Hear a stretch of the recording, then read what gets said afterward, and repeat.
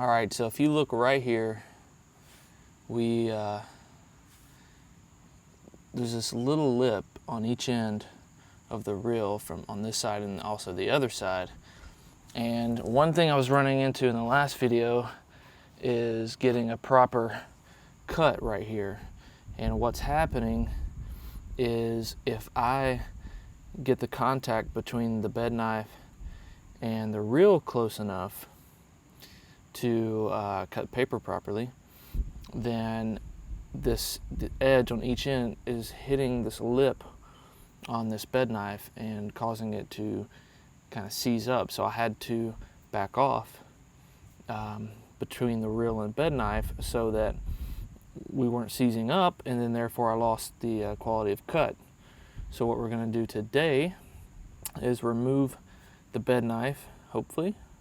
I think it's just removing these screws here, but we will remove the bed knife and either file these ends kind of somewhat flush or level with the rest of the bed knife, or take a grinder and kind of grind these ends down. But I think if we can at least get these ends right here level with this part level with this, I think we can get the contact right and have it cutting much better from that point. Let's remove these. So I actually don't have a flathead that's quite as wide as these, but we'll see kind of what happens here. Let me adjust my light. It's late in the evening here. It's kind of overcast day. Yeah, I might need something that fits better. I don't want to strip this out. Yeah.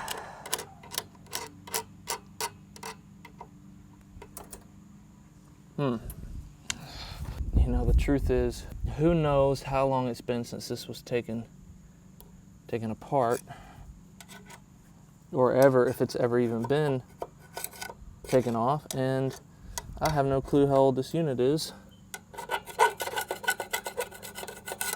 So, to figure something out, I gotta find a bigger flathead. Okay, so, you know, the original goal, I was gonna actually replace the bed knife. And I looked online, and you know, it's not too expensive, probably $75, $80 for the bed knife. But I've tried to take a file and go in like this and file that down.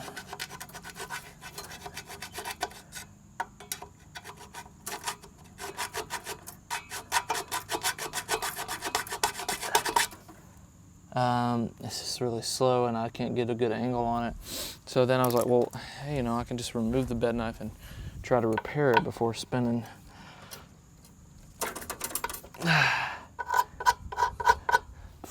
you know, $80.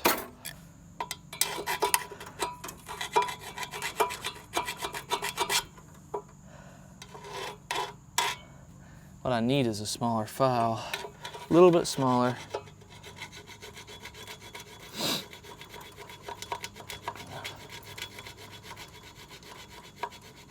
Gonna take this a little by little.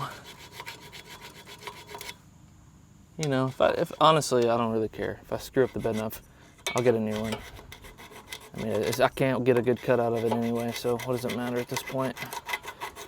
So, what I'm trying to do here is file away this lip so that I can lower, again, like I said earlier, I want to lower this reel to the bed knife a little closer so that I can get proper cut on the paper and without it seizing up here on the edges.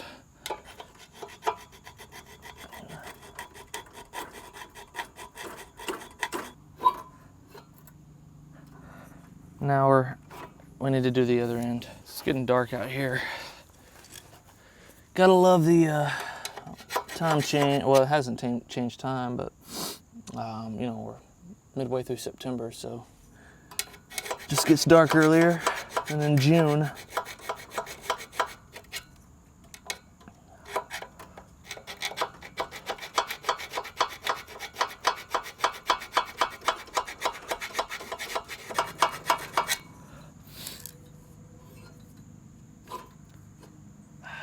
it's still getting stuck here on this far edge.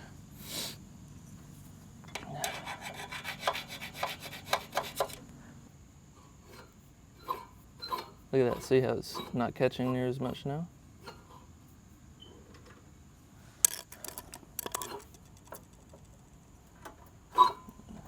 A little bit, but not as much, so we're getting there.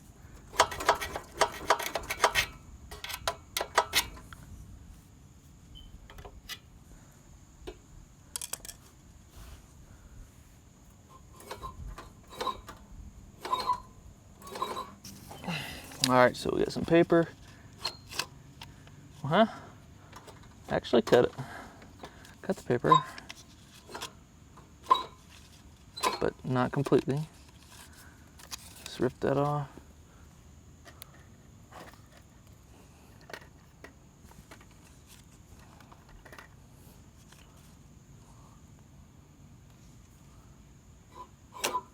Cut there. All right. Not quite there. Not there at all. Not there at all. So it does cut there. Kind of cuts there. So we're a little better on this end. This end's too far away.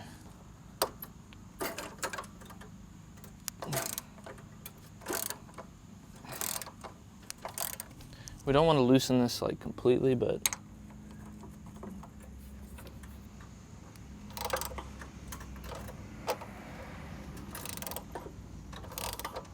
enough that we can make adjustments like we need. And probably gonna laugh at this, but this is my punch. So the way you adjust this, you would use a spanner wrench, but you want to turn, there's these notches, and you want to turn this way, which brings the reel down, and then I guess you would punch it back up this way if you wanted to get the reel away from the bed knife. So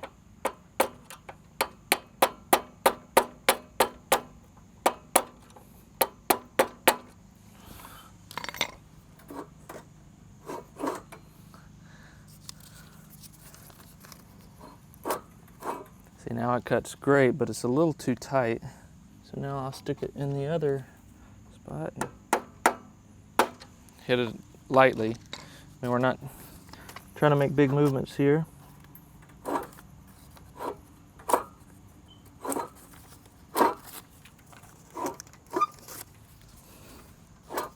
So it is cutting here. I'll show you that here in a second, but it's still a little too tight.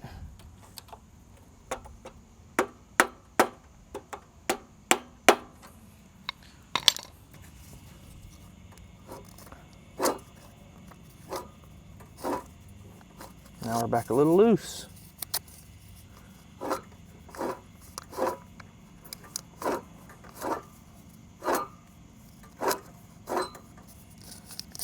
Just bring it back a little tighter. Just one hit, or two hits.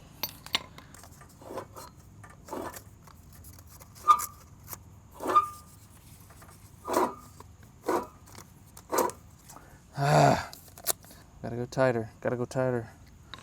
Go tighter, you know what I mean?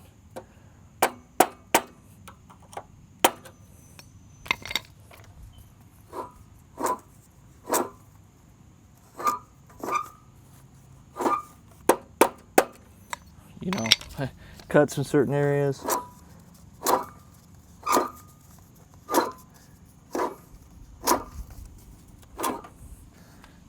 I'm gonna go with that. It cuts majority of the time. Adjusting the reel of bed knife, this is a tricky part because as you tighten up these bolts, you get everything just changes. And I've heard every kind of theory on that, and on getting these tight and not messing up anything, but I have yet to find the magic formula. See, now it's just so freaking loose. So I just try to put it back in place before it gets too tight. And then let's try tightening up, because depending on which bolt you tighten, it can actually bring the reel closer. Still.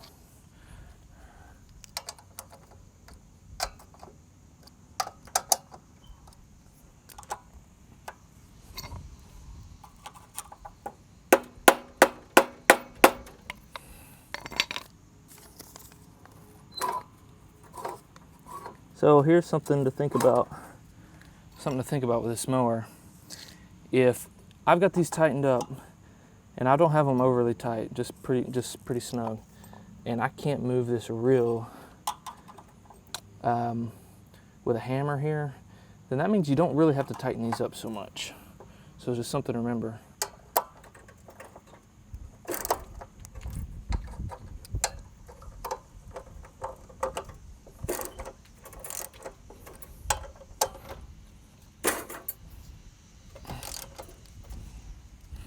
Gosh, wind's blowing. All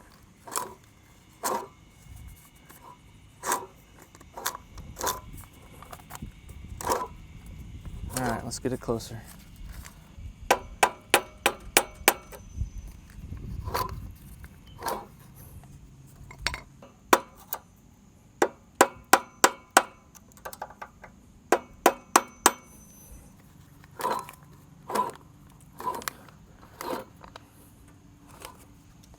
This is horrible.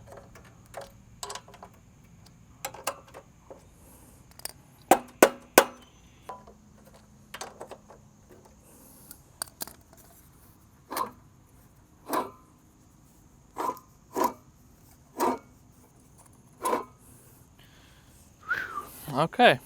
All right, guys, so this video, kind of all over the place. I'm not a mechanic. I'm just trying out here, I'm just out here trying to get this mower to cooperate with me, and I kind of expressed my opinion in the last video how I feel about the reel to bed knife adjustment with the Tru-Cut mowers. And I think I've actually come to a revelation here today, because as you saw, the bed knife is, it was warped, or not warped, but basically from where the reel had not made contact with the bed knife, it was up here, and where the reel had spun and made contact, it was down here, right? So what happens is when I try to lower the reel enough to get the proper contact, the far edges of the reel were making contact with the bed knife where it had not been ground down any, which is causing it to seize up.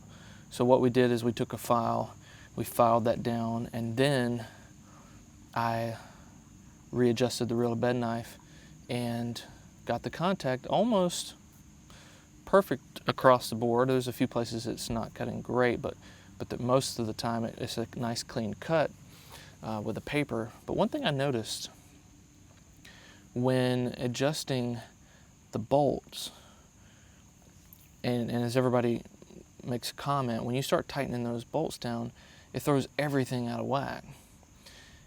But I noticed even when loosening the bolts a little bit and then hammering down to adjust the reel, it was not moving on me. I mean, I really had to loosen those bolts up. So what I've somewhat learned, I think I've learned, is that you don't have to tighten these down so much. Just get them a little snug, and I don't think the reel's going anywhere. I don't think it's going to move on you. I mean, if I can't hammer it down and then and tighten it up with a lot of force of a hammer, I don't think we have too much to worry about. So another thing I've noticed is if you'll get the contact a little too tight and then tighten the bolts down snug, I notice that you lose a little bit of your contact. When you start tightening the bolts, it's like the reel lifts just a little bit. So with that being said, now what I did was, it was too tight. So as I tighten the bolts, I think you have a lot of room to tighten the bolts. Basically, you don't have to tighten them all the way to get it to hold it in place. So what I did was, as I tightened the bolts a little each, I would check the reel to bed knife contact, and it was slowly the distance was getting apart. But basically I had it too tight, so it was getting better slowly. And I just kept slowly tightening the bolts a little at a time until that contact was just right, and then I left it. So will it hold up? We'll find out. I actually have I'm sorry for the lighting here, but I actually have a plan for the side yard where last fall I did the perennial ryegrass overseed. This year, I'm going to take a different path. I am going to overseed, but I'm going to kind of go down the route of the blue Muta route that I think Real Low Dad is doing. And I feel like there's a few others that may do it, but I'm going to overseed with Kentucky bluegrass just in the side area and go for a year, see how that goes. And if that goes well, I may do the entire yard that way, but it really depends on how it goes. I have a feeling it may not go so well, but we'll find out. And I'm not saying it wouldn't go well because of the Kentucky bluegrass wouldn't work. I think it's more of how do you make Bermuda and Kentucky bluegrass work together?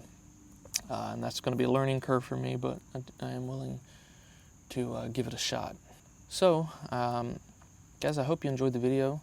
I probably look like an idiot out here trying to work on this thing, but I feel good about where I have it now. I'm cutting across most of all the Bedknife. It really needs to be replaced, and I think we can get a nice, good cut everywhere. But yeah, we got a good cut on the paper, much better than before, and we'll try it out soon because I'm going to scalp the side yard to accommodate the Kentucky bluegrass.